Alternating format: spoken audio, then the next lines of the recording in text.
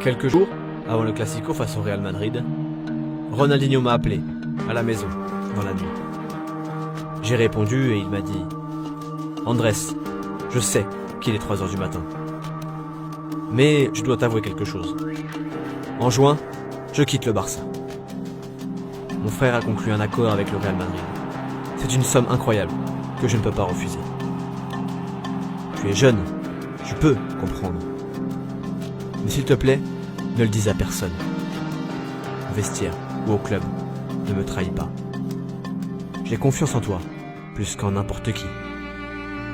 Bonne nuit, Andrés. » Il ne m'a donné le temps de rien dire.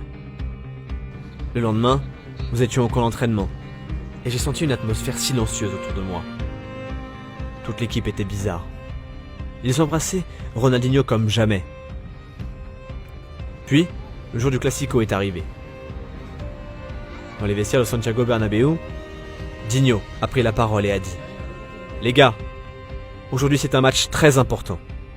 Ils sont forts, mais ces jours-ci, j'ai découvert que nous étions comme une famille.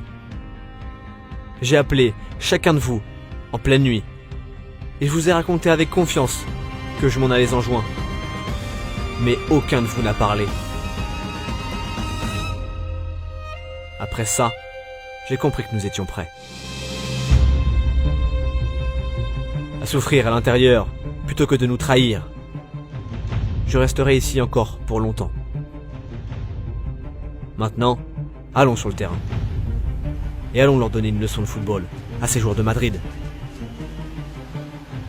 Cette soirée-là, Ronaldinho a joué un des meilleurs matchs au Bernabéu et a marqué 2 buts.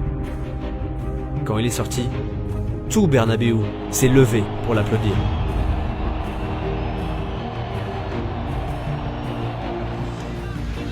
La stratégie du Brésilien a fonctionné. Le Barça s'est imposé 3-0 à Madrid ce soir-là, grâce à un doublé de Ronaldinho au Santiago Bernabéu. Il s'est même offert le luxe de se faire applaudir. Une chose rare dans le stade du rival historique. Le numéro 10 est entré dans les cœurs à Barcelone, comme dans ceux de tous les fans de football. Et de nos cœurs, il n'est pas prêt d'en sortir.